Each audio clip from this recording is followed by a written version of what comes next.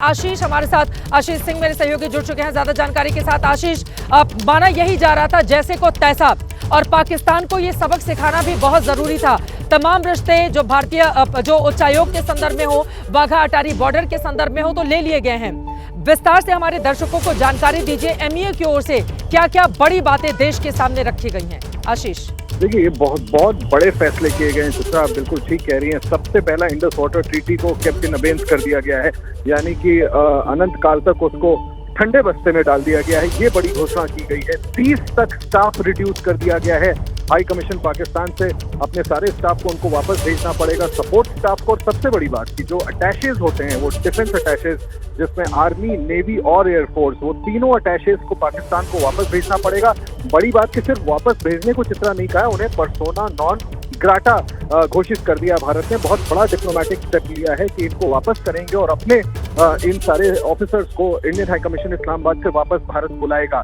ये बिल्कुल क्लियरली कहा गया कि 30 तक स्टाफ स्ट्रेंथ हाई कमीशन में सिर्फ अब परमिट की जाएगी, इससे ऊपर नहीं होगा।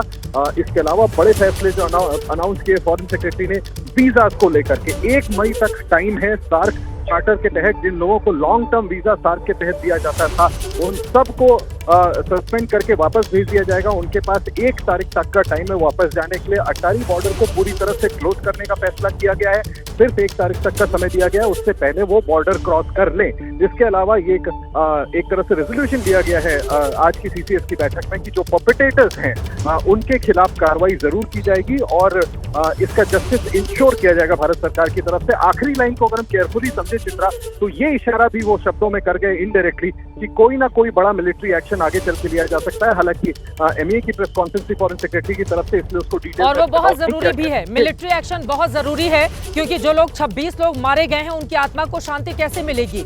जिनके परिवार वाले इस वक्त भारत सरकार की ओर निगाहें टिकाए हुए हैं कि भाई हमारे दिल में ढांढस तभी आएगी, हमारे दिल में जो आग लगी हुई है बदले की, उसको चैन और शांति तभी मिलेगी जब आतंकवादियों को उनके अंजाम तक पहुंचाया जाएगा और आतंकवादियों के आकाओं तक भी उनको भी उनके अंजाम तक पहुंचाया जाएगा। फिलहाल अपने दर्शकों को हम जानकारी दे दें जो बड़े फैसले लिए गए हैं। सिंधु जल समझौता, आपको एक उदाहरण के जरिए आप समझ सकते हैं। उसके बाद मेघा प्रसाद हमारे साथ जुड़ चुकी हैं, उनके पास मैं चलूंगी। 1 अप्रैल 1948 को भारत ने 2 प्रमुख नदियों का पानी पाकिस्तान के लिए रोक दिया था, जिसके बाद पाकिस्तानी पंजाब की 17 लाख एकड़ जमीन पानी को तरस गई थी। और सिंधु जल समझौते को यहां पर रोकने के बाद अब पाकिस्तान के कई हिस्सों में पानी का जबरदस्त संकट आएगा और यह बहुत जरूरी भी था पाकिस्तान को सबक सिखाना। मेघा प्रसाद हमारे साथ जुड़ी हुई है। मेघा, ये जो बड़े बड़े फैसले लिए गए हैं, इसके मतलब मायने कैसे समझाएंगी मेघा आप? मेघा, मैं इसको कहूंगी कि जैसे अंग्रेजी में कहते हैं that India has decided to talk tough, और ये जो सारी 3-4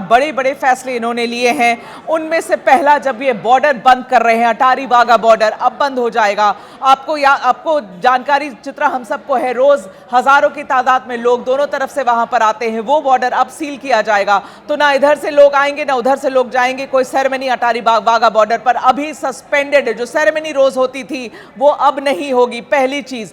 मगर इससे सबसे ज्यादा इंपॉर्टेंट जो मुझे लगता है अभी तक हम लोगों ने मिस किया है, भारत ने यह कहा कि हमने अपने सारे डिफेंस फोर्सेस को हाई अलर्ट पे रखा है। यह भी कहा गया है जितने डिफेंस फोर्सेस हैं, चाहे वो नेवी है, वो आर्मी है, वो एयरफोर्स है, उनको हाई अलर्ट पे रख दिया गया है। यह भारत ने अब पुष्टि करी है। दूसरी ये कि सिंधु वाटर ट्रीटी, जो इंडस वाटर ट्रीटी है, उसको अभी अबेंस मतलब उसे रोक दिया गया है। वो अभी के लिए उसे रोक दिया गया है। आगे अब उस पर जो भी डिसीजन होगा, अभी इस मोमेंट के लिए वो बंद हो गया है। उसके आगे उन्होंने ये भी कहा है कि पाकिस्तान हाई कमीशन जो दिल्ली में है, उसके जितने भी अफसर हैं और जितने भी कर्मचारी हैं, उनको 7 दिन का समय दिया गया है। उन सबको 7 दिन में यहां से सब कुछ छोड़कर पाकिस्तानी हाई कमीशन को खाली कर वापस पाकिस्तान लौटना पड़ेगा। जहां तक मैंने समझा है, इंडिया भी अपने हाई कमिशन की जितनी उनकी स्ट्रेंथ है, जितने अफसर हैं वहां पर, उससे कम करके वो नंबर को कम करके 30 पे लाया जाएगा। पास लौट रही हूं, ये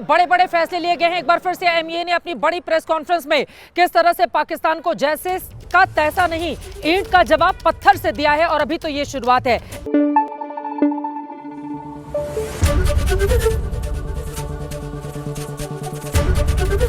एबीपी न्यूज आपको रखे आगे।